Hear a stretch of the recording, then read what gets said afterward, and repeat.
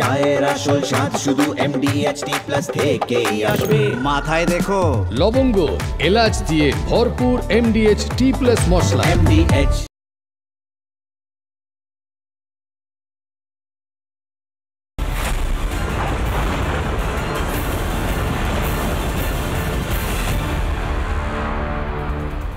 আমার দেশ ভারত, আমার মা ভারত, আমাদের দেশ ভারত, আমাদের মা ভারত। সেই ভারত গোটা বিশ্বকে দেখাচ্ছে যে শান্তির সঙ্গে, গোটা ভারত বিশ্বকে দেখাচ্ছে শান্তিপ্রিয় একটি দেশ কিভাবে অর্থনৈতিকভাবে এবং সামরিকভাবে এবং সব দিক থেকে কিভাবে এগিয়ে যেতে হয়।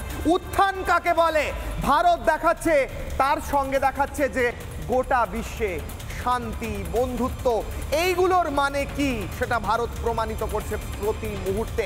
কিন্তু সেই ভারত যদি কেউ চোখ তুলে তাকায় এই দেশের দিকে, সেই ভারত বুঝিয়ে দিচ্ছে যে প্রত্যাঘাত কাকে বলে।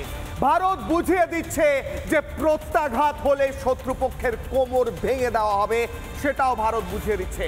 আমার এই ভারত, আমার দেশ, আমাদের দেশ কিভাবে এগোচ্ছে গোটা বিশ্বে তা দেখে গর্বে বুক ফুলে যায়। আজ আমি আর আপনি যখন কথা বলছি কিশলয়ের অগ্নিবাণে, ভারত গোটা বিশ্বের চতুর্থ বৃহত্তম অর্থনীতি হয়েছে। অর্থাৎ জাপানকে কাটিয়ে উঠে আমরা এখন গোটা বিশ্বের সব দেশের মধ্যে চতুর্থ স্থানে রয়েছি অর্থনৈতিক শক্তিতে। এই অর্থনৈতিক শক্তি কি? গোটা দেশের জিডিপির হিসেব করে ধরা হয় এই দেশের মধ্যে যা সম্পদ রয়েছে সব কিছু মিলিয়ে, গুডস অ্যান্ড সার্ভিস সব কিছু মিলিয়ে আমার দেশের অর্থনৈতিক ভ্যালু কি, অর্থনীতি কতটা এগিয়ে রয়েছে। এবং সেই শক্তির নিরিখে আমেরিকার পর, চায়নার পর, জার্মানির পর ভারত, এবং আর 2.5 বছর অপেক্ষা করুন, আর 2.5টি বছর অপেক্ষা করুন স্যার ম্যাডাম, আর 2.5 বছর বাদে আমরা তৃতীয় হব, আর তার কিছু বছর পর আমরা দ্বিতীয় হব, এবং তারপর তো প্রথম হবই। ভারতের উত্থানকে কেউ আটকাতে পারবে না। আগামীর সুপার পাওয়ার, অপ্রতিরোধ্য শক্তি, বিশ্বের 1 নম্বর অর্থনীতি এবং 1 নম্বর দেশ হচ্ছে ভারত, তা লিখে নিন। একবার দ্রুত দেখাই বিভিন্ন ইন্ডেক্স, বিভিন্ন নিরিখে ভারত এই মুহূর্তে কোথায় রয়েছে, সেই র্যাঙ্কটা একবার দেশের মানুষকে দ্রুত মনে করাবো। পৃথিবীর সবচেয়ে বড় জনসংখ্যা 1 নম্বর, 1 নম্বর জনসংখ্যা, 1 নম্বর গণতন্ত্র। 2 নম্বর, 1-এর পর 2, 2 নম্বরে সবচেয়ে বড় রোড নেটওয়ার্ক, অর্থাৎ রাস্তা ভারতে এত রয়েছে যা বিশ্বের আর কোথাও নেই। আমেরিকার পর 2 নম্বর রোড নেটওয়ার্ক। 3 নম্বরে তৃতীয় বৃহত্তম কোন দিকে রয়েছে ভারত? ভারত তৃতীয় বৃহত্তম এই মুহূর্তে যেখানে রয়েছে তা হলো এশিয়াজ লার্জেস্ট পাওয়ার, অর্থাৎ গোটা এশিয়াতে সবচেয়ে শক্তিশালী দেশ যেগুলো রয়েছে সেগুলোর মধ্যে তৃতীয় নম্বরে রয়েছে ভারত। গোটা এশিয়া এত দেশ, তার মধ্যে তৃতীয় শক্তিশালী সব দিকের নিরিখে। এবার আসি 3-এর পর কি আসে? 4 নম্বর মিলিটারি পাওয়ার, 4 নম্বর অর্থনীতি, অর্থাৎ সামরিক দিক থেকে 4 নম্বর, অর্থনীতির দিক থেকে 4 নম্বর, 4 নম্বরে রয়েছে ভারত। এরপর 5 জিডিপির নিরিখে সব দেশকে পেছনে ফেলে 4টে দেশের পিছনে 5 নম্বরে রয়েছে ভারত, অর্থাৎ 1, 2, 3, 4, 5 প্রত্যেকটি জায়গায় ভারত অপ্রতিরোধ্য। তা হোক গণতন্ত্র, তা হোক জনসংখ্যা, তা হোক অর্থনীতি, তা হোক সামরিক শক্তি, তা হোক গোটা এশিয়ার মধ্যে সবচেয়ে শক্তিশালী দেশগুলো লিস্ট, কিংবা হোক রাস্তার নেটওয়ার্ক বা রোড নেটওয়ার্ক, সড়ক পরিবহন কিংবা রেলওয়ে পরিবহনও 4 নম্বরে রয়েছে ভারত। এছাড়া ভারতের আর সমস্ত যে শক্তিগুলো যদি লিস্ট করতে থাকি, লিস্ট শেষ হবে না, আমাদের কিশলয়ের অগ্নিবাণ শো শেষ হয়ে যাবে। আজকে নীতি আয়োগের তরফ থেকে যে ঘোষণা করা হলো, যা শুনে গর্বে বুক ভরে উঠল ভারতবাসীর, এবং আশেপাশে যারা চুনোপুটি তাদের বুকে ভয় ধরিয়ে কি বলা হলো নীতি আয়োগের তরফ থেকে, দ্রুত শুনবো, তারপর যাবো হাই ভোল্টেজ ডিবেটে, প্রশ্ন করব প্রতিপক্ষকে। শুনুন। And this is already visible in the growth of India. We are the 4th largest economy as I speak. We are a $4 trillion economy as I speak. And this is not my data, this is IMF data. India today is larger than Japan. It's only the United States, China, and Germany which are larger. And if we stick to what is being planned, what is being thought through, it's a matter of another 2.5 to 3 years, we would become the 3rd largest economy. প্রধানমন্ত্রী নরেন্দ্র মোদী বিভিন্ন সময় বারবার বলেছেন এবং দৃঢ়তার সঙ্গে বলেছেন ভারত অর্থনীতির দিক থেকে 4 হবে, 3 হবে।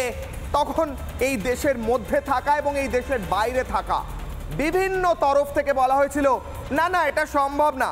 এমনকি আমি আজকে রাজনীতি করতে চাই না তাও বলতে বাধ্য হচ্ছি। এই দেশের একজন মুখ্যমন্ত্রী অন্য দেশে গিয়ে বলেছিলেন যে না ভারত অর্থনীতিতে এতটা স্ট্রং আমি তা মনে করি না, আপনারা জানেন কে, আমি রাজনীতি আজকে করছি না। কিন্তু সেই সমস্ত প্রতিপক্ষের মুখে ছাই দিয়ে ভারত আজ 4 নম্বর ইকোনমি এবং 4 নম্বর মিলিটারি এবং এরপর হবে 3 নম্বর ইকোনমি, হবে 3 নম্বর সামরিক শক্তি এবং বাড়বে, উত্থান হবে। প্রধানমন্ত্রী নরেন্দ্র মোদী কি বলেছিলেন বারবার যা আজ প্রমাণিত হচ্ছে। দ্রুত শুনবো, ফিরবো ডিবেটে, শুনুন। विश्व के गणमान्य लोगों से बातचीत करता हूं, उसके आधार पर मैं बड़े विश्वास से कह रहा हूं दुनिया आश्वस्त है कि भारत टॉप 3 में पहुंच के रहेगा। जो कांग्रेस 10 वर्ष में 12 नंबर से 11 नंबर पर आर्थिक व्यवस्था ले आ पाई, 10 साल में हम 10 साल में 5 नंबर पे ले आए। কিশোর আর অগ্নিবাণে আজ আমার প্রশ্ন, আজ আমার অগ্নিবাণ যে প্রশ্ন নিয়ে আমি আজকে হাই ভোল্টেজ ডিবেটে ঢুকবো। কিশোর আর অগ্নিবাণে আজ আমার প্রশ্ন, অপ্রতিরোধ্য ভারতের বন্ধুত্বই পড়শি দেশের একমাত্র ত্রাতা। ভারতের বন্ধুত্বই একমাত্র এই পড়শি দেশগুলোকে বাঁচাতে পারে, বাকি আর কোনো পথ নেই তাদের কাছে। কারণ তারা পড়েছে প্রবল বিপদে, তাদের ঋণ বাড়ছে, ভারতের অর্থনীতি বাড়ছে, তাদের শক্তি কমছে, ভারতের ঋণ কমছে।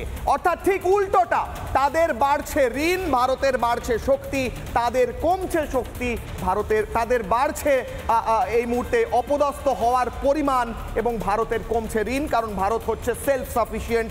বারবার প্রধানমন্ত্রী যেটা বলেছেন যে ভারতে তৈরি হবে ভারতের জিনিস। আমি যাব আজকের হাই ভোল্টেজ ডিবেটে। আমার সঙ্গে এই মুহূর্তে যারা স্টুডিওতে রয়েছেন এবং স্টুডিওর বাইরে থেকে জয়েন করছেন তাদের প্রত্যেকের সঙ্গে আলাপ করাবো। আমার সঙ্গে রয়েছেন ডক্টর পঙ্কজ কুমার রয়, বিজেপি মুখপাত্র, অর্থনীতির অধ্যাপক। আমার সঙ্গে রয়েছেন রাজাগোপাল ধর চক্রবর্তী, আন্তর্জাতিক সম্পর্ক বিশেষজ্ঞ এবং অর্থনীতি নিয়েও কাজ করেন। আমার সঙ্গে রয়েছেন নীলাদ্রি ব্যানার্জি, রাজনৈতিক বিশ্লেষক তথা অধ্যাপক। আমার সঙ্গে রয়েছেন রাজীব কুমার শ্রীবাস্তব, প্রাক্তন সেনাকর্তা, ভারতের সেনা শক্তি নিয়ে তিনি বলবেন।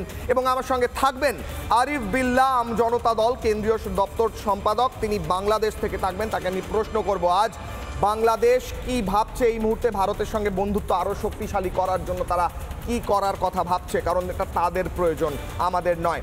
আমি ডক্টর পঙ্কজ কুমার রয়কে দিয়ে আজকে শুরু করব। স্যার, আমাদের প্রত্যেককে এবং আমাদের গোটা দেশের রাজ্যের মানুষকে অনেক শুভেচ্ছা জানিয়ে আমি আজকে শো শুরু করেছি। আজকে আমাদের একটি আনন্দের দিন, গর্বের দিন। এর আগেই হয়েছে, আজকে ঘোষণা হলো অফিসিয়ালি আমরা 4 নম্বর ইকোনমি অর্থনীতি, 2.5 বছরে আমরা 3 নম্বর হব এবং তারপর উত্থান লেগে থাকবে। এর মধ্যে দাঁড়িয়ে যারা, আমি রাজনীতিতে যাচ্ছি না তাও বলছি, দেশের ভেতরে বাইরে কেউ কেউ এর বিরুদ্ধে গিয়ে যারা কথা বলে তাদের মুখে তো ছাই পড়লো। স্যার আজ বলুন। প্রথমত 1995 সালে আমরা প্রথম ট্রিলিয়নিয়ার হাবে ঢুকি, যখন 10ম অর্থনৈতিক দেশ হিসাবে। 2014 সালে আমাদের সেই 1 ট্রিলিয়নটা $2 ট্রিলিয়ন দাঁড়ায় এবং 2014 থেকে 2025-এর মধ্যে আমরা $4.3 ট্রিলিয়ন ইকোনমিতে আমরা পৌঁছে যাই এবং আমরা 4র্থ স্থানে উঠি। আমেরিকা, চীন এবং জার্মানির পরে আমাদের স্থান, জাপানের ওপরে আমাদের স্থান হয়েছে। আবার অন্যদিকে যদি আমরা পাওয়ার ইন্ডেক্স বলি, তাহলে আমেরিকা প্রথম, চায়না দ্বিতীয়, রাশিয়া তৃতীয়, 4র্থ ভারত। পাওয়ার ইন্ডেক্সেও কিন্তু আমরা 4th পজিশনে উঠে এসেছি। আমরা যদি দেখি যে পারচেজিং পাওয়ার, সেটাও যদি পার ক্যাপিটা ইনকাম ওপরের 1%, তাদের যে পারচেজিং পাওয়ারটা 53 লক্ষ টাকার 13.5 লক্ষ টাকা পৌঁছেছে। আর প্রথম 10% তাদের 13.5 লক্ষ টাকা পৌঁছেছে, আর ওদের হয়েছে পারচেসিং পাওয়ার। মানে স্যার কত টাকা আমার রয়েছে যদি আমি জিনিস কিনতে পারি? না, পার ক্যাপিটা ইনকাম, পার ক্যাপিটা। আমাদের পারচেজিং পাওয়ার প্যারিটি, যেটা গুস্তাভ কাসল সুইডিশ ইকোনমিস্ট, তার যে প্যারামিটার, সেই প্যারামিটারে আমাদের এখন প্রায় $15 ট্রিলিয়ন পারচেজিং পাওয়ার প্যারিটি। অর্থাৎ আমেরিকা, চায়না এবং জার্মানি এবং ইন্ডিয়া, তাদের যদি একটা সমান্তরাল একটা ব্যারিয়ারের করতে হয়, সেটা হচ্ছে পিপিপি মডেল, পারচেজিং পাওয়ার প্যারিটি। সেই গুস্তাভ কাসলের কনভার্সনে আমরা কিন্তু 4th পজিশনের থেকেও আমরা সেখানে 3rd পজিশনে উঠে আসি। সুতরাং সব দিক দিয়ে ইন্ডিয়া তাদের যে প্রায় 68 কোটির ওপরে ভোটার, বিগেস্ট ডেমোক্রেসি, কারণ আমরা পপুলেশনে 1 নম্বর নই, ডেমোক্রেসি তো আমাদের এই যে গণতন্ত্র, সেই সহিষ্ণু গণতন্ত্র, তার জায়গায় কিন্তু আমরা 1 নম্বরে উঠে এসেছি। সুতরাং সর্বদিক দিয়ে আমরা যদি, আপনি যেমন প্রথমে শুরু করলেন যে রোড কনস্ট্রাকশন, আমরা 2য় স্থানে রোডে আমরা চলে এসেছি। হ্যাঁ, আমরা যদি এশিয়ার লার্জেস্ট ইকোনমি বলি, তার পাওয়ারে আমরা এসেছি। সুতরাং আমাদের পাশে মানে আমাদের পূর্ব প্রান্তে কখনো কখনো মানে হুঙ্কার ওঠে যে 7 সিস্টার দখল করব, সিস্টার নয়, আমরা ব্রাদারকে নিয়ে নিতে পারি। যারা সিস্টার দখল করার কথা ভাবে তারা মূর্খের স্বর্গে বাস করে। ভারতবর্ষ এমন একটা দেশ, আমরা সেই সময় যখন আমি এই আলোচনা করছি যে একসময় অশোক সারা পৃথিবীতে বার্তা পাঠিয়েছিলেন শ্রীলঙ্কায়, তার মহেন্দ্র ছেলে এবং মেয়ে সঙ্গমিত্রাকে পাঠিয়েছিলেন।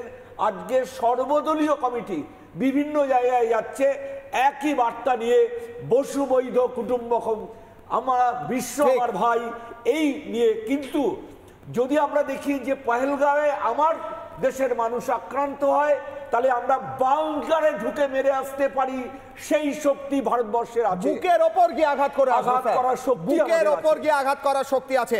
আমি হাই ভোল্টেজ ডিবেটে থাকবো, আমি আর কে শ্রীবাস্তব স্যারের কাছে এরপর যাবো, কিন্তু তার আগে আমার হাতে একটা ব্রেকিং নিউজ আছে, আমি দ্রুত ব্রেকিং নিউজটা দেখিয়ে আসবো। হাই ভোল্টেজ ডিবেটে ধর্মতলা বাস স্ট্যান্ড থেকে উদ্ধার হয়েছে প্রচুর কার্তুজ। এই মুহূর্তে লাইভ ব্রেকিং, কিশলয়ের অগ্নিবাণে ধর্মতলা বাস স্ট্যান্ড থেকে উদ্ধার প্রচুর কার্তুজ। জনবহুল এলাকা থেকে উদ্ধার 100 রাউন্ড গুলি। কলকাতা পুলিশের এসটিএফ এর হাতে গ্রেফতার 1 অভিযুক্ত রামকৃষ্ণ মাইতি, কেতুগ্রামের বাসিন্দা। এই মুহূর্তের বড় খবর, কিশলয়ের অগ্নিবাণে বড় খবর, ধর্মতলায় উদ্ধার হয়েছে প্রচুর কার্তুজ। বিগ ব্রেকিং এই মুহূর্তে, ধর্মতলায় উদ্ধার প্রচুর কার্তুজ, জনবহুল এলাকা থেকে উদ্ধার 100 রাউন্ড গুলি। কিশলয়ের অগ্নিবাণে ব্রেকিং নিউজ, যদিও কলকাতা পুলিশের এসটিএফ এর হাতে উদ্ধার হয়েছে এই সমস্তটাই এবং গ্রেফতার হয়েছে একজন। বিগ ব্রেকিং সেই ছবি। ফিরবো ডিবেটে, আমি যাব শ্রীবাস্তব স্যারের কাছে, প্রত্যেকের কাছে, তারপর এক এক করে যাব। স্যার, আমরা 4র্থ বৃহত্তম মিলিটারি পাওয়ার গ্লোবাল ফায়ার ইন্ডেক্স, অর্থাৎ আমরা গুলি করার দিক থেকে আকাশ পাতাল যেখান থেকে হোক আমরা 4র্থ। আমরা 4র্থ ইকোনমি, 2.5 বছরে 3 নম্বর হয়ে যাব। এই শক্তির সঙ্গে আমি আরও লিস্ট বলতে থাকতে পারি। আমরা রোড কনস্ট্রাকশনে 2 নম্বর, এশিয়ার পাওয়ারে 3 নম্বর, স্যার যেমনটা বলছিলেন, আমরা ইকোনমিতে 4 নম্বর, মিলিটারিতে 4 নম্বর, জিডিপিতে 5 নম্বর। এদের সাথে কেন কেউ সুবুদ্ধি থাকলে পায়ে পা লাগিয়ে ঝগড়া করতে আসবে? এই সাহসটা পায় কোথা থেকে স্যার? আমার জন্মভূমির মাথায় আছে হিমালয়, আর যার পায়ে আছে আমাদের হিন্দু মহাসাগর। ওই জন্মভূমি আজকে আপনি যে আর্থিক আর সামরিক যেটা অ্যাচিভমেন্টটা বললেন, আমরা সাক্ষী হয়েছি, তাই জন্য আমি প্রণাম জানাই ওই 140 কোটি মানুষকে যাদের ব্লাড অ্যান্ড সোয়েট এটা সম্ভব করেছে, আরো করবে। আমাদের তো race has been run, you are the rising sun. হয়তো আপনার আগামী কত বছরে আপনি দেখবেন আমাদের কান্ট্রি আমাদের বিশ্বগুরু হবে, এর মধ্যে কোনো সন্দেহ করার দরকার নেই। অপারেশন সিঁদুরে বলেছিল না, অনেকগুলো বলতো কি power of the state flows from the barrel of the gun. ওই দিকে ছিল গজনী, গৌরী, কাদের নাম এটা, ওরা ছিল সব চোর লুটেরা। অন্যদিকে ছিল আমাদের সনাতনের ভারতের মিসাইল, যার নাম আছে পৃথ্বী, যার নাম আছে অগ্নি, যার নাম আছে অনেকগুলো নাম যেটা আমি বলতে পারছি আপনাকে। সবাই আমাদের সনাতনী নাম ছিল। কার জয় হলো? কোথায় আছে গজনী? কোথায় আছে আপনার গৌরী? সবশেষ খান খান। ওরা IMF লোনে আছে, ওরা কোনোদিন ওটা রিপেয়ারই করতে পারেনি। যে আমাদের মাননীয় প্রধানমন্ত্রী দেখালেন, রামিয়ার খান যতদিন থাকবে নেক্সট প্রজন্ম এটা মনে রাখবে যে ওরা একটা কান্ট্রি যেটা আপনার IMF লোনে আছে, ওরা কি রিপেয়ার করবে? অনেক বছর লেগে যাবে। আমাদের প্রজন্ম আমরা দেখছি, যা দেখেছি ওটা খুবই ভালো। আমি আপনাকে বলি, অনেক, যেহেতু আমি নেতাজি সুভাষ বোসের অনুগামী, মনে আছে 1941-এ কি বলা হতো আমাদেরকে? এই মিন কাম্পে আপনার হিটলার লিখে গেল কি ভারতীয়দের আপনি স্বাধীনতা দেবেন না। এই চার্চিল বলে গেলেন যে আমরা স্বাধীনতার জন্য যোগ্য নয়। আমাদের দেশকে বলা হতো ল্যান্ড অফ স্নেক চার্মা। আমাদের দেশকে বলা হতো আমাদের মাটিতে আছে গাই আর গোবর। আর অন্যদিকে ছিল আমাদের বিবেকানন্দ কি বললেন? যখন আমাদের ইতিহাসকে আবার খতিয়ে দেখা হবে, যখন একবার আরো পড়া হবে, তখন ভারতের গরিমা, ভারতের সমৃদ্ধি, ভারত কি ছিল ওটা বোঝা যাবে। আমাদের দেশকে বিশ্বগুরু বলার বড় লোক স্বামী বিবেকানন্দ ছিলেন। আজকে ওইটাই চিত্তার্থ হয়েছে, আজকে ওইটাই আমরা দেখতে পেরেছি। এটা শুধু নম্বর নয়, প্রত্যেকটা ভারতীয় মানুষকে আজকে গর্বের দিন আছে। প্রত্যেকজন লোকের মধ্যে একটা আশা আছে কি আমরা এই জন্মভূমি, এই যে মাটি আছে ওর আমরা একটা গর্বিত সিটিজেন, আমরা ভারতীয়, রাইট? এইটা।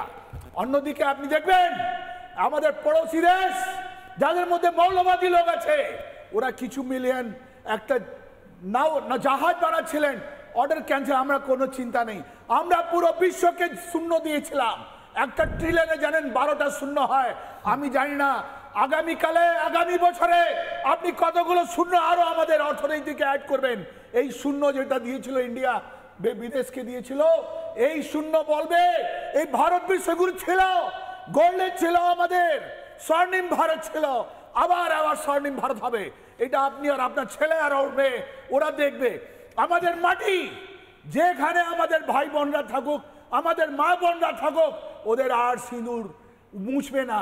যারা মুছবে ওরা দেখে নাও পাকিস্তানের পোস্ট স্ট্রাইক ড্যামেজ অ্যাসেসমেন্ট দেখে নাও, তখন আপনারা বুঝতে পারবেন কি আমাদের শক্তিটা কোথায় আর কি রকম বেড়েছে। ঠিক স্যার, অনেকে বলেছিল যে ভারত প্রত্যাঘাত করলে, ভারত পাকিস্তানের সঙ্গে কোনোভাবে প্রত্যাঘাতে গেলে, কোনো যুদ্ধ পরিস্থিতি তৈরি হলে নাকি ভারত অর্থনীতিতে এগোতে পারবে না, ভারত পিছিয়ে যাবে, অর্থনীতি পড়ে যাবে।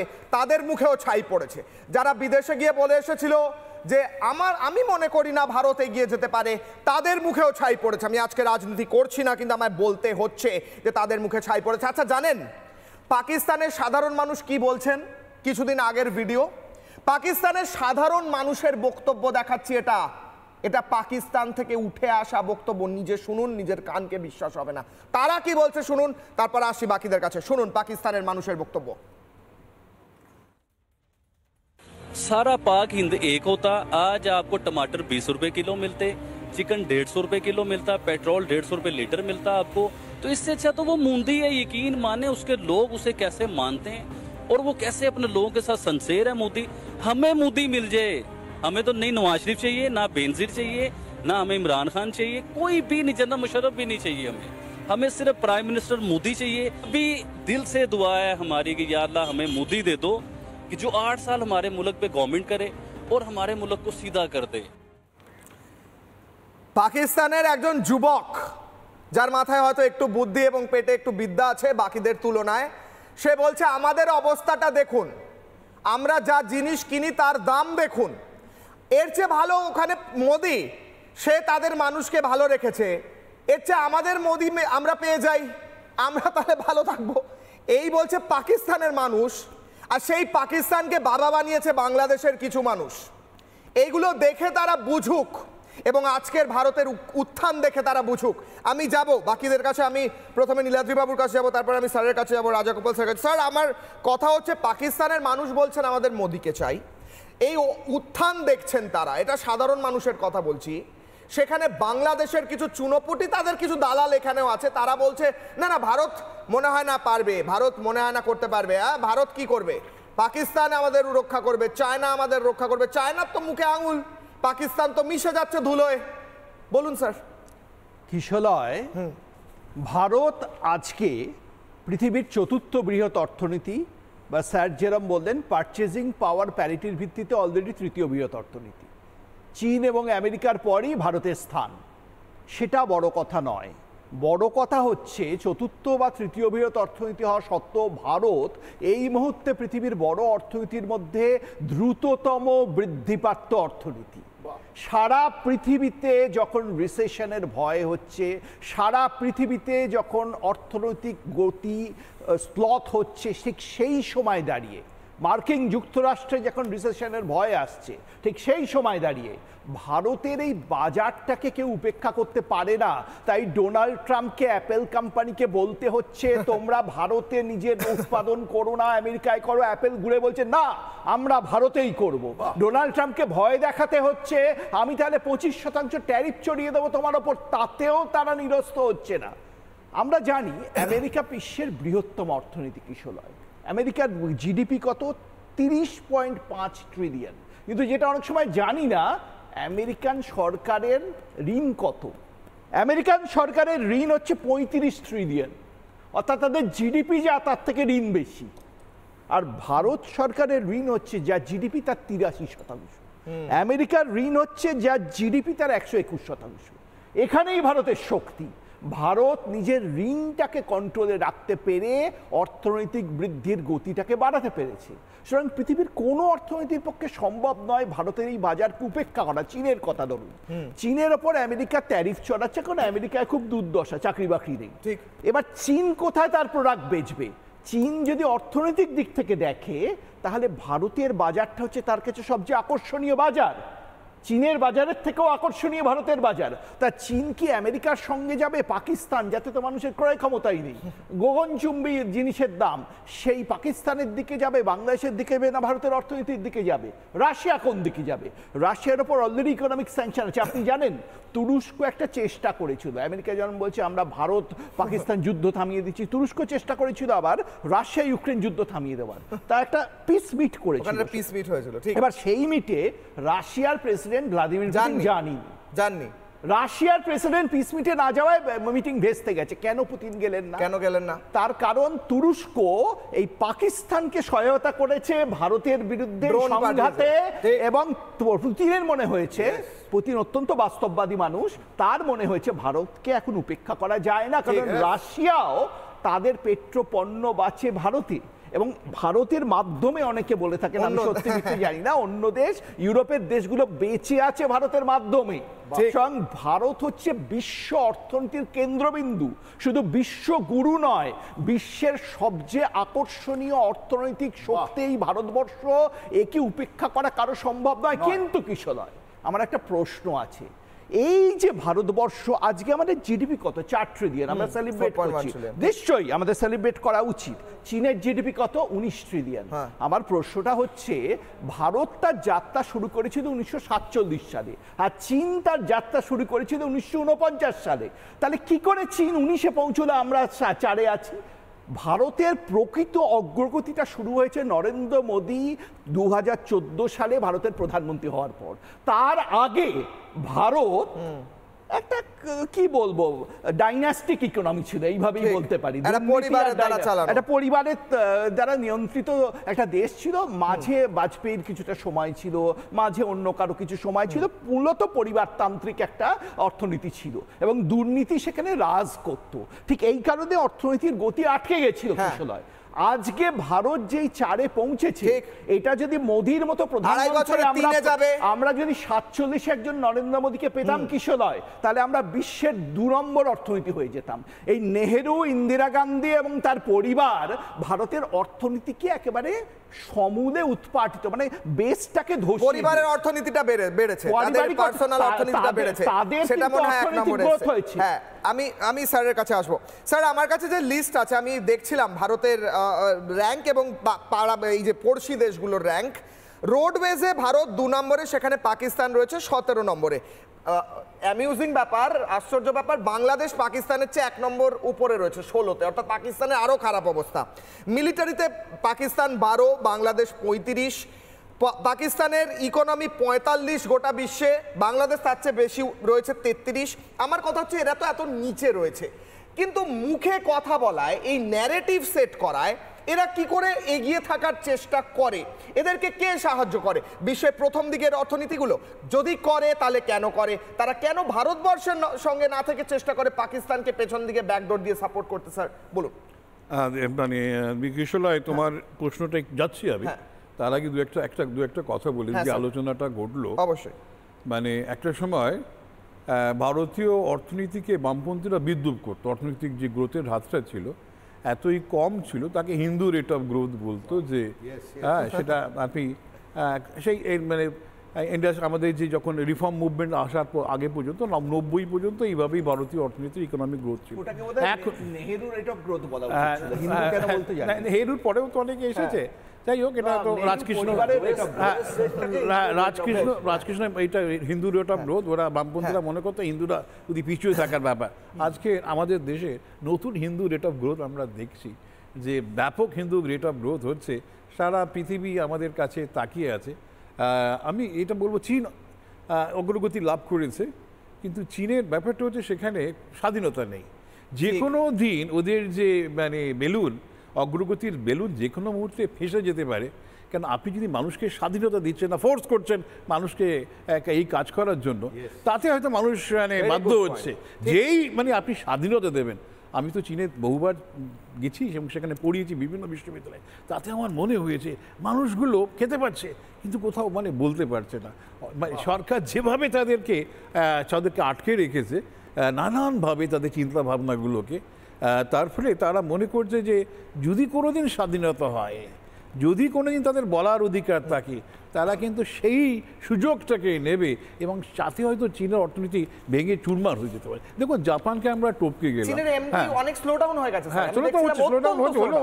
এখনো তো অনেকটা এগিয়ে আছে। যাই হোক, আমি আরেকটু বলছি, জাপানকে আমরা এগিয়ে গেলাম। দেখুন এই জাপান একটা মানে পৃথিবীর সবচেয়ে বেশি বয়স্ক লোকেরা তারা জাপানেই থাকে। জাপানের ইকোনমি একটা সময় যে ম্যাসিভ ইকোনমিক গ্রোথ হতো, সেটা আটকে গেছে, কেননা সেদের পপুলেশন মানে অনেকটাই বয়স্ক লোকের হয়ে গেছে। মানে মিডিয়ান এজ অফ পপুলেশন প্রায় 40-45-এর ওপর চলে গেছে। আমাদের দেশে সেটা 30-এর নিচে আছে। মানে আমাদের ইউথফুল পপুলেশন, একে আমরা বলি ডেমোগ্রাফিক ডিভিডেন্ড। আমাদের ইউথফুল রয়েছে যারা দেশকে এগিয়ে নিয়ে যেতে পারে। আপনি দেখুন জার্মানি, জাপান এই দুটো দেশই কিন্তু এই বয়স্কদের একটা ব্যাপার রয়ে গেছে, যে বয়স্কদের নানান কারণে তারা তো উৎপাদনশীল নয় যুবকদের তুলনায়। কিন্তু আমাদের দেশে যে অ্যাডভান্টেজটা আছে কিশোরে, যেটা আমি বলে তোমার প্রশ্নের দিকে আসছি, আমাদের দেশে হচ্ছে যে একটা হচ্ছে ডেমোগ্রাফিক ডিভিডেন্ড, অল্প বয়সী ছেলেমেয়েরা রয়েছে, তারা দেশকে অনেক দূর এগিয়ে নিতে হবে। চীনেও কিন্তু দেখা যাচ্ছে ইউথদের সংখ্যা কমে যাচ্ছে, তার ফলে কমছে, তার ফলে স্টেজ আসছে সরকারি নীতি, ওয়ান চাইল্ড পলিসি ছিল, সেখান থেকে বেরিয়ে আসেনি। এখন মানুষ ওয়ান চাইল্ডটাকেই মানে মানে নিজেদের যে বেঁচে থাকার মন্ত্র বলে গ্রহণ করে নিয়েছে। তার ফলে তাদের এটা মানে মানে ডেমোগ্রাফিক ডিভিডেন্ড আমরা যেটা পাচ্ছি আগামী অন্তত 30-35 বছর, যেটা চীন পাচ্ছে না। এই জায়গায় দাঁড়িয়ে দেখুন আমাদের তাহলে demographic dividend plus Democratic dividend, ঠিক এই দুটো ডিভিডেন্ডকে একসঙ্গে কাজ করে আমরা কিন্তু যে কোনো দিন পৃথিবীতে আমরা কিন্তু একটা মানে মানে উত্তাল বানিয়ে দিতে পারি। ভারতবর্ষের যে শক্তি এই দুটো জায়গায় রয়ে গেছে।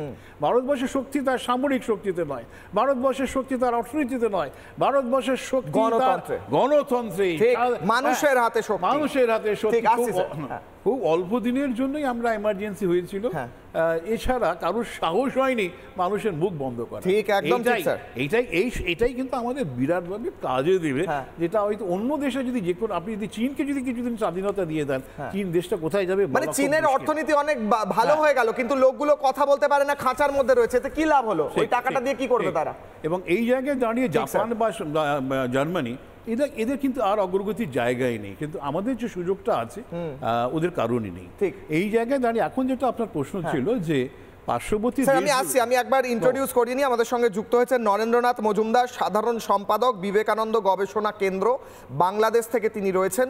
আমি তার কাছে যাব। স্যার আপনি একদম 30 সেকেন্ডে শেষ করলে আমি ওনার কাছে তারপর প্রত্যেকের প্রশ্নটা ছিল আপনার বলছেন যে ইন্ডেক্সে বাংলাদেশের এরা তো অনেক পিছিয়ে আছে, তাহলে কেন এই কোথা দিয়ে ব্যাকডোর? এরা ব্যাপারটা হচ্ছে যে দেখুন এদের যারা বলছে তারা জানে না তারা কতটা পিছিয়ে আছে, তাই তাদের আস্ফলনটা মুখে যে মানুষকে মানে বলতে হবে আমরা এগিয়ে আছি, ভারতের এটা দখল করবো, ওটা দখল করবো। সুতরাং পুরো ব্যাপারটাই যে বাস্তবসম্মত নয়, সেইটাকেই বোঝানোর জন্যই এরা হচ্ছে যে মানে মুখে বিপ্লব, মানে কাজী বিপ্লব করার ক্ষমতা নেই, মুখেই এদের বিপ্লব, সেটাই তারা করছে। ছোটোখাটো এই বাংলাদেশ পাকিস্তানের লোকগুলো আমরা অপারেশন সিন্দুরে দেখেছি পাকিস্তানের কি অবস্থা, এবং বাংলাদেশ বোধহয় কিছুদিনের মধ্যে টেরও পাবে যে তারা কোথায় দাঁড়িয়ে। আমি প্রত্যেকের কাছে আসার আগে আমি একবার নরেন্দ্র নরেন্দ্রনাথ বাবুর কাছে যাব। নরেন্দ্রনাথ বাবু, রিপাবলিক বাংলায় আপনাকে স্বাগত। আমি 2025 সালের 26শে এপ্রিল ওয়ার্ল্ড ব্যাংকের একটি রিপোর্টকে কোট করছি। ওয়ার্ল্ড ব্যাংকের রিপোর্ট, এপ্রিল 26, 2025। আপনার কাছে যদি ইন্টারনেট থাকে, আপনার এলাকায় ইন্টারনেট আপনার সরকার দিয়ে থাকে, তাহলে আপনি দেখতে পাবেন। আপনি অবশ্যই অনলাইন রয়েছেন মানে খানিকটা তো আছেই। বাংলাদেশের ইকোনমিক গ্রোথ 4.1 থেকে 3.3 হয়েছে এই বছর। গত বছর 4.1 ছিল ইকোনমিক গ্রোথ, এই বছর সেটা 3.3 হয়েছে। এটা শেখ হাসিনা যখন ছিলেন সেই সময় 6.6 অ্যাভারেজ ছিল। 2022-এ সেটা ভারতকে ছাপিয়ে গিয়ে 7.3 হয়েছিল এক বছরের জন্য, সেটা এখন কমে 3.3 হয়েছে। 36 বছরে আপনাদের গ্রোথ রেট বা উত্থানের যে মানে পরিমাপ, সেটা সবচেয়ে কম এই মুহূর্তে রয়েছে এই বছর আপনার ডক্টর মোহাম্মদ ইউনুসের আন্ডারে, যে নাকি অর্থনীতিবিদ এবং নোবেল টোবেল পেয়েছেন। এই একই রিপোর্টে বলা হচ্ছে 3 মিলিয়ন অর্থাৎ 30 লক্ষ বাংলাদেশি এই বছর এক্সট্রিম পভার্টি অর্থাৎ অত্যন্ত দরিদ্র সীমার নিচে চলে গেছেন, এই বছর চলে যাচ্ছেন। এটা আমি ওয়ার্ল্ড ব্যাংকের রিপোর্ট বলছি স্যার, আমি আপনাকে রিপোর্টের কপি পাঠিয়ে দেবো। আমি দায়িত্ব নিয়ে ওয়ার্ল্ড ব্যাংকের রিপোর্ট কোট করছি। এক্সট্রিম পভার্টি পপুলেশন 7% ছিল গত বছর, সেটা এই বছর এখন পর্যন্ত 9.3% হয়েছে। এবং ইনফ্লেশন রেট, মুদ্রাস্ফীতি আপনার দেশে 11.6, যেটা 12 বছরে সবচেয়ে বেশি এই মুহূর্তে। ফুড ইনফ্লেশন অর্থাৎ খাদ্যের মধ্যে মুদ্রাস্ফীতি 14.1, এখন পর্যন্ত আপনার দেশের ইতিহাসের সবচেয়ে বেশি। 40% বাংলাদেশি যাদের বয়স 18 থেকে 24, তারা এই মুহূর্তে আনএমপ্লয়েড অর্থাৎ তাদের চাকরি নেই। ভারতের কাছে আপনাদের শুধু ইলেকট্রিসিটির খাতে অর্থাৎ বিদ্যুতের খাতে $1 বিলিয়ন ঋণ রয়েছে, অর্থাৎ 12,000 কোটি টাকা ঋণ রয়েছে, যেটা আপনারা দিতে পাচ্ছেন না। আপনাদের দেশের টোটাল ঋণ হচ্ছে $209.70 বিলিয়ন। এবং আপনাদের যদি দেশ হিসাব করা যায়, জাপানের কাছে 9.21, রাশিয়ার কাছে 5.9, চায়নার কাছে 4.70, ভারতের কাছে $1.20 বিলিয়ন ঋণ রয়েছে। পাকিস্তানের নাম এই লিস্টে নেই, আপনাদের নতুন বন্ধু পাকিস্তান আপনাদের সেরকম কোনো ঋণ দেয়নি। এই পরিস্থিতিতে দাঁড়িয়ে আপনারা কেন ভারতের সঙ্গে, আপনাদের কিছু সেকশন কেন ভারতের সঙ্গে শত্রুতা করার চেষ্টা করছে স্যার, যেখানে ভারত 4 নম্বরে উঠে এসেছে অর্থনীতিতে? আপনারা কি চান না আপনাদের অর্থনীতি যে অবস্থাটা বললাম সেখান থেকে ভালো হোক? বলুন স্যার, নরেন্দ্রনাথ বাবু। নমস্কার। আমরা কখনোই ভারতের সাথে মানে শত্রুতা করতে চাই না, কিন্তু ভারত বিগত 16 বছর বাংলাদেশটাকে তাদের অঙ্গরাজ্য মনে করত। সেই 5ই আগস্টের পর থেকে ভারত সরকার, আমাদের যে প্রধান নির্বাহী কোনো উপদেষ্টা, তার সঙ্গে ভারত সরকার ফেস করার মতো ভারত সরকারের কোনো নেতা নাই, সেই ধরনের ভারতের কোনো ক্যাপাবিলিটি নাই। এজন্য আমাদের দেশটার বিরুদ্ধে, যাতে আমাদের দেশ সিঙ্গাপুরের মতো উন্নত দেশ না হই, আমরা সুইজারল্যান্ডের মতো উন্নত দেশ না হই, এজন্য আপনারা হিংসায় আমাদের দেশের বিরুদ্ধে এই প্রোপাগান্ডাগুলো চালাচ্ছেন, যা 5ই আগস্ট আগে থেকে আপনি চালান নাই। বিশেষ করে আমাদের সংখ্যালঘু নির্যাতন বর্তমানে হয়েছে। গত 3 দিন আগে যশোরে আমাদের সংখ্যালঘু প্রায় 25টা বাড়ি ঘরে আগুন দেওয়া হয়েছে, 30টা গরুনে হয়ে গেছে। একটা স্যার একটু আস্তে বলুন, অর্থাৎ আওয়াজটা জোরে রেখে আপনার স্পিডটা একটু কমান, কথা জড়াচ্ছে, বোঝা যাচ্ছে না সব কথা, একটু স্পিডটা কমিয়ে বলুন স্যার। বলুন স্যার, নাম জিজ্ঞেস করুন, বাংলাদেশের মিসাইলের নাম কি আছে? না উনি বলেনি, তারপর 5ই আগস্টের পর থেকে, হ্যাঁ 5ই আগস্টের পর থেকে আপনারা আমাদের দেশকে নিয়ে বিশেষ করে প্রোপাগান্ডা শুরু করছেন, যেটা গত 16 বছরে করেন নাই। মানে ইচ্ছাটা উদ্দেশ্য প্রণীতভাবে করছেন, যে কোনো একটা পক্ষপাত পাবে না। আমি ওয়ার্ল্ড ব্যাংকের রিপোর্ট তুলে ধরছি স্যার। ওয়ার্ল্ড ব্যাংকের রিপোর্টে বলছে আপনাদের ইকোনমি গত 36 বছরে সবচেয়ে কম হয়ে গেছে। এটা কি ভারত আপনাদের ইকোনমি গিয়ে কমিয়ে দিয়েছে নাকি? আপনারা নিজেরা করতে পারছেন না, আপনার মোহাম্মদ ইউনুস করতে পারছে না? আমাদের শোনেন, ডক্টর মোহাম্মদ ইউনুস একজন মানি ম্যানেজমেন্টের লোক। মানি ম্যানেজমেন্টের লোককে পৃথিবী থেকে হারাতে পারে না। যে টাকা ইনকাম করতে পারে, টাকা ম্যানেজমেন্ট করতে পারে, তাকে কেউ পৃথিবীকে হারাতে পারে না। আপনাদের ডক্টর মোহাম্মদ ইউনুসকে ফেস করার মতো একজন নেতা ভারতবর্ষে নাই। আরে ভাই, 2022 পর্যন্ত আপনার দেশের অর্থনৈতিক গ্রোথ উত্থান 7.1 ছিল, এখন সেটা 3.3। তখনের নেতৃত্ব যে ছিল, এখনের নেতৃত্ব যে আছে, তার মধ্যে কম্প্যারিজন করলে এখনের নেতৃত্ব অপদার্থ বলে, এটা আপনি লজিকে বুঝতে পারছেন না স্যার? আমি অবশ্যই লজিকে বুঝতে পারছি। আমাদের 1 বছরে ডক্টর মোহাম্মদ ইউনুসকে প্রায় 10,000 আন্দোলন ফেস করতে হয়েছে। এমনকি বিগত সরকারের 2টা কাজের মেয়েকে দিয়ে স্বাভাবিক আন্দোলন করাইছে, তাকে তো সঠিকভাবে কাজ করতে দিচ্ছেন না। একের পর এক কে কাজ করতে দিচ্ছে না? আমি কাজ করতে দিচ্ছি না, আপনার দেশে আপনি একটা লোককে বসিয়েছেন চেয়ারে বিনা নির্বাচনে, তাকে কাজ না করতে দেওয়ার আমি কে? তিনি তো অর্থনীতিবিদ, তিনি নাকি নোবেল টোবেল পেয়েছেন, কিভাবে পেয়েছেন আমি বুঝতে পারছি না। তিনি দেশের 40% যুবককে আনএমপ্লয়মেন্টের দিকে ঠেলে দিয়েছেন, বেকারত্বের দিকে। তিনি দেশের মধ্যে 30 লক্ষ মানুষকে, যারা গরিব ছিল না তাদেরকে গরিব বানিয়ে দিয়েছেন এক বছরে। তিনি 4.3 থেকে 3.3 ইকোনমি নিয়ে এসেছেন, ওয়ার্ল্ড ব্যাংকের রিপোর্ট বলছে স্যার। তাকে আপনি কি করে ভালো নেতা, ভালো অর্থনীতিবিদ বলছেন? এই লজিকটা আমাকে বোঝাতে পারবেন? তথ্য দিয়ে বলুন, শতাংশ দিয়ে বলুন, নাম্বার দিয়ে বলুন। বিগত 8 মাসে কি সব বিগত 8 মাসে 40% যুবক সৃষ্টি করেছে সে? বিগত 8 মাসে এক বছরের ডেটা বলছি, 2024 2025 কম্পেয়ার করে বলছি। ওই পজিশনে ওই 1-2 বছরের কম্পেয়ার আমাদের কিছু আসা যায় না? ডক্টর মোহাম্মদ ইউনূসের মতো লোক, ডক্টর মোহাম্মদ ইউনূস 2022 সালে আপনাদের অর্থনীতি 7.1 ছিল, এখন 3.3 হচ্ছে। আপনি বোঝেন, আপনি অঙ্ক বোঝেন? 2022 সালে স্যার, আপনি রিকোয়েস্ট করছি, আমি আপনাকে রেসপেক্ট দিচ্ছি স্যার, আমি আপনাকে রেসপেক্ট দিচ্ছি, আপনি আমার দাদার মতো। আমি বলছি 2022 সালে আপনার ইকোনমি 7.1 ছিল, 7.1 রেটে আপনারা বাড়ছিলেন, এখন আপনারা 3.3 হয়েছে। তাহলে বুঝতে পারছেন আপনাদের অর্থনীতি যে এসেছে সে ফেলে দিচ্ছে নিচের দিকে। আমরা আগামী বছর 8.10 হইতে পারি তো, সুযোগটা দেন আমাদের। কি সুযোগটা দেব? আপনার অর্থনীতি নিচের দিকে যাচ্ছে, মানুষ বেকারত্বের দিকে যাচ্ছে, আপনারা আরো ঋণ নিচ্ছেন ভারতের থেকে এবং ঋণ নিয়ে ফেরত দিতে পারছেন না। আপনি কি বলছেন? এবং তার মধ্যে আপনাদের লোকে বলছে, আপনাদের ডক্টর মোহাম্মদ ইউনূস বলছে ভারতের 7 সিস্টার। এই অবস্থায়, এই পরিস্থিতিতে আপনাদের মুড়ির টিনের মতো এয়ারফোর্সের বিমানগুলো যেগুলো ঝরঝর করে আওয়াজ করে আকাশে উঠলে, কি 7 সিস্টারের কথা বলেন স্যার? কেন এগুলো বলেন স্যার? আপনাদের অর্থনীতি লজ্জরে হয়ে গিয়েছে, আপনাদের এয়ারফোর্সের মতো মুড়ির টিনের মতো অবস্থা। আরে বাবা, doctor Mohammad Yunus money management করালো, তাকে এরকম মানি ম্যানেজমেন্ট এই করেছে সে। আপনাকে কিছু একটা বলতে চাইছেন পঙ্কজ স্যার, কিছু একটা বলতে চাইছেন? আপনাকে অনেকটা টাইম দিলাম, পঙ্কজ স্যার হাত তুলছিলেন, বলুন স্যার। প্রথমত ভারতবর্ষের 7 সিস্টার বলছে, আচ্ছা 7 সিস্টার নিয়ে আপনার মোহাম্মদ ইউনূস কথা যদি আরেকবার বলেছে স্যার, আমি বলে দিলাম, আর একবার যদি বলেছে অপারেশন সিঁদুর হয়েছে, এবার অপারেশন ইঁদুর হবে। যাই হোক, বলুন স্যার। প্রথম বিষয়টা হচ্ছে ভারতবর্ষের এই অর্থনীতি মনে রাখতে হবে ঔপনিবেশিকবাদ, সাম্রাজ্যবাদ বাদ দিয়ে হয়েছে।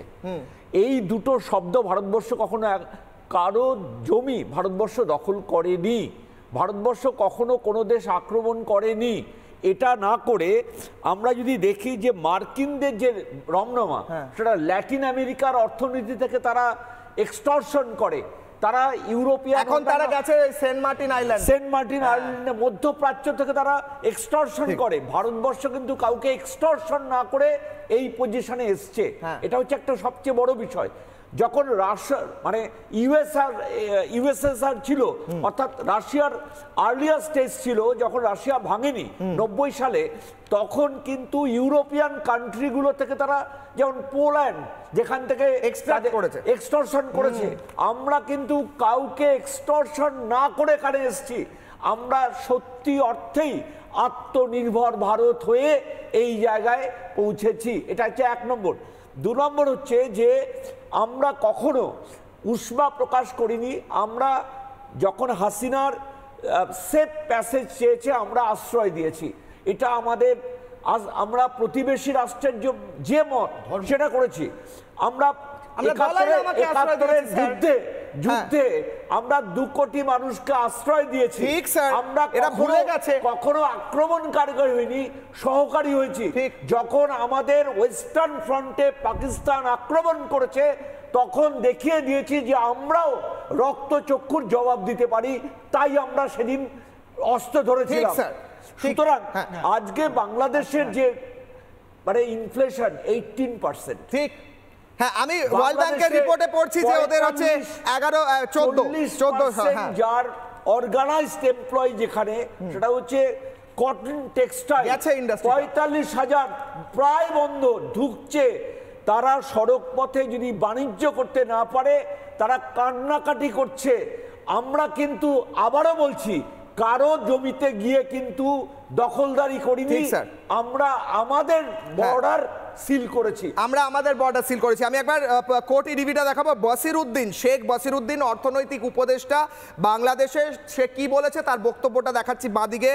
ভৌগোলিকভাবে ভারত বাংলাদেশের যোগ আছে, আমদানি রপ্তানিতে অর্থনীতি দাঁড়িয়ে রয়েছে আমাদের, আমরা ভারতের সঙ্গে কথা বলছি, আলোচনার মাধ্যমে দ্রুত সমস্যার সমাধান হবে বলে আমরা আশা করছি। এটা ওদের অর্থনৈতিক উপদেষ্টা বলছে। এরা কাকে উপদেশ দেয় আমি জানি না। এরা যদি ইউনুসকে উপদেশ দেয়, ইউনুস তো নিজেই উপদেষ্টা, সে কাকে উপদেশ দেয়? উপদেশ দিতে দিতে কোথায় যাচ্ছে? আমি ডোনাল্ড ট্রাম্পকে উপদেশ দেয়, আমি জানি না কাকে উপদেশ দেয়, যদিও সেই কথা বলছে। আমি একটা কথা বলছি, নীলাদ্রিদার কাছে আমি যাবো। নীলাদ্রি বাবু বারবার বলে যে ভারত আমাদের অনেক দিন ধরে আমাদের সব কিছু চুষে নিয়েছে, আমাদের এক্সটর্ট করেছে।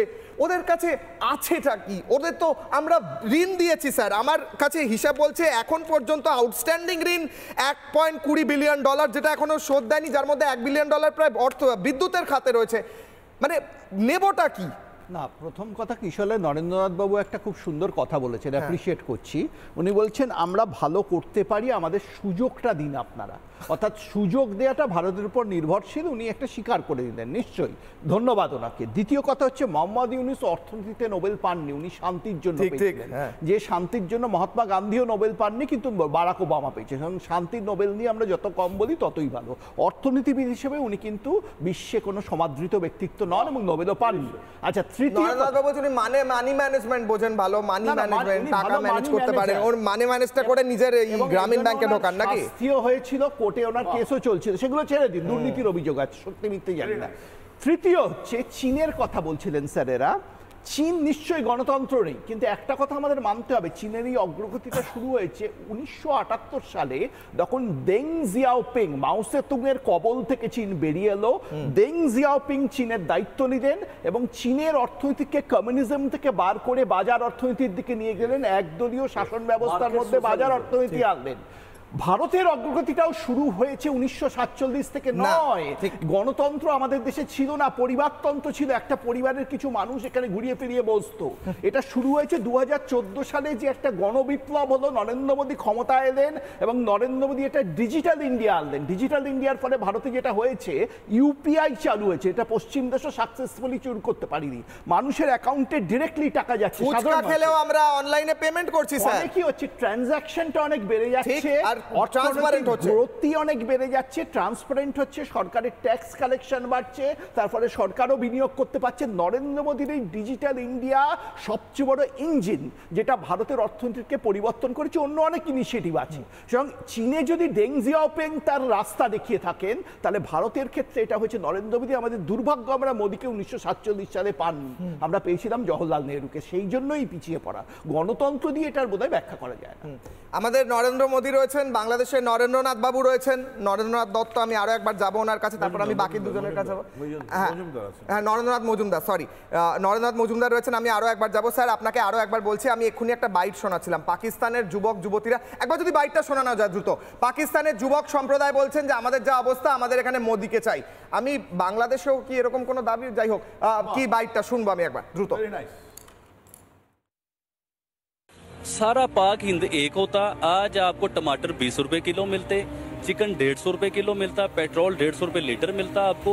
तो इससे अच्छा तो वो मूंदी है, यकीन माने उसके लोग उसे कैसे मानते हैं और वो कैसे अपने लोगों के साथ संसेर है मोदी। हमें मोदी मिल जाए, हमें तो नहीं नवाज शरीफ चाहिए, ना बेनजीर चाहिए, ना हमें इमरान खान चाहिए, कोई भी नहीं, जनरल मुशर्रफ भी नहीं चाहिए हमें सिर्फ प्राइम मिनिस्टर मोदी चाहिए। अभी दिल से दुआ है हमारी कि या अल्लाह हमें मोदी दे दो, कि जो 8 साल हमारे मुल्क पे गवर्नमेंट करे और हमारे मुल्क को सीधा कर दे। পাকিস্তানের একজন যুবকের বক্তব্য শোনালাম, দ্রুত 30 সেকেন্ডে। নরেন্দ্রনাথ বাবু আপনাকে আমি আবারও জিজ্ঞেস করছি, বাংলাদেশের অর্থনৈতিক অবস্থা খুব খারাপ, ভারতের সঙ্গে বন্ধুত্ব রেখে, হাতে হাত রেখে আমরা আপনাদের সাহায্য করব, আপনাদেরও গ্রোথ হবে, আপনারা সেটা চাইছেন কি চাইছেন না বলুন। আমরা ভারতের সঙ্গে মানে শতভাগ ভালো বন্ধুত্ব চাই, আগেও চাইছি, আজকেও চাই, আগামী দিনও চাইবো। কিন্তু কথা হচ্ছে ভারতের আমাদের সাথে বন্ধুত্বের মতো আচরণ করতে, ভারত যদি আমাদের সাথে দাবাগের মতো আচরণ করে, আমাদের সাথে দাবাগের মতো আচরণ করলে তো আমরা সে বন্ধুত্ব মেনে নেবো না। ঠিক আছে, আমরা তো ধরুন বিকল্প পথ খুঁজে নেব। যদি আপনি আমাদের মুখ ফিরে দেন, আমরা বিকল্প পথ খুঁজে নেব, কিন্তু আমাদের তো বাঁচতে হবে। কোন পথটা খুঁজবেন? আমরা বিকল্প পথ খুঁজে, আপনারা এখন বাংলাদেশ থেকে যে প্রতিদিন যে হাজার হাজার মানুষ চিকিৎসা নিতে ভারতে যেত, তারা এখন থাইল্যান্ডে যায়। বিকল্প পথ আমরা খুঁজে নেব। কোন পথটা খুঁজবেন? চলে যাবো, আমরা বসে থাকবো না তো। আপনার পথ তো বন্ধ করে রেখেছে বিভিন্ন দিক থেকে, আপনার পথ বন্ধ হয়ে আছে। মানে ভারত তো বর্ডার বন্ধ করেছে কারণ আপনারা সেভেন সিস্টারের কথা বলছেন, যাই হোক, কিন্তু বাকি পথগুলো আপনাদের আমেরিকা এসে বসে আছে, আপনাদের জমির ওপরে আমেরিকার সেনা ঘোরাফেরা করছে। মোহাম্মদ ইউনূস আপনার দেশটাকে বেচে দিচ্ছে, চট্টগ্রাম বন্দরটাকে বেচে দিচ্ছে।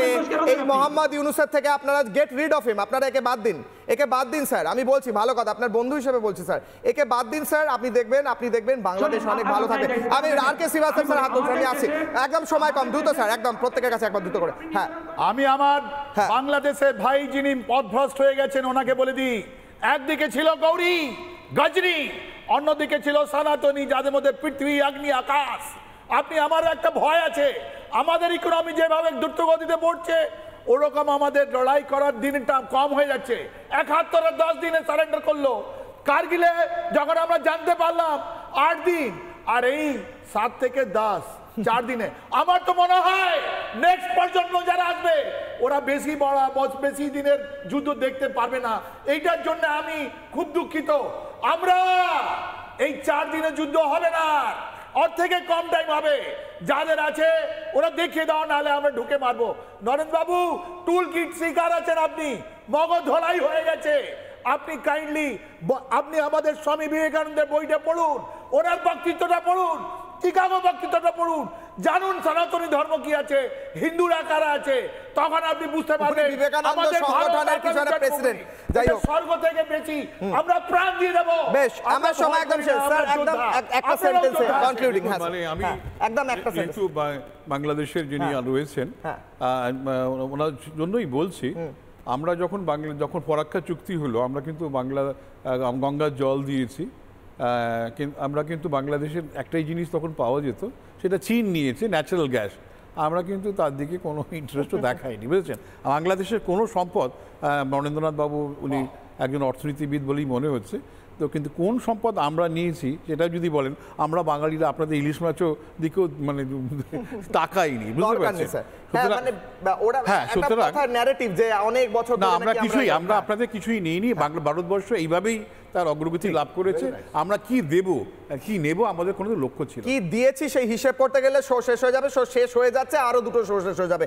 আমার সময় একদম শেষ, আমি এখানেই শেষ করবো। এই বলে ভারত এই মুহূর্তে অর্থনীতিতে 4 নম্বরে, 2-2.5 বছরে 3 নম্বরে হবে, তারপর 1 নম্বরে হবে। আমরা সেইটা দেখব এবং আমরা হাতে হাত ধরে চলুন, ভারতকে এগিয়ে নিয়ে যাই। পড়শি দেশগুলো যদি সাহায্য চায়, সাহায্য করব। ভারত শান্তিপ্রিয়, আর যদি পায়ে পা লাগিয়ে ঝগড়া করতে আসে তাহলে কোমরটা ভেঙে যাবে। ছোট্ট বিরতির পর ফিরছি, দেখতে থাকুন রিপাবলিক বাংলা। MDH দম আলু, ডাল তড়কা এবং মাশরুম মশলা MDH দিয়ে রাঁধলে খাবার হবে মজাদার। MDH আপনাকে সর্বদা নতুন স্বাদ দিতে প্রতিবদ্ধ। MDH দম আলু, ডাল তড়কা এবং মাশরুম মশলা MDH দিয়ে রাঁধলে খাবার হবে মজাদার। MDH আপনাকে সর্বদা নতুন স্বাদ দিতে প্রতিবদ্ধ।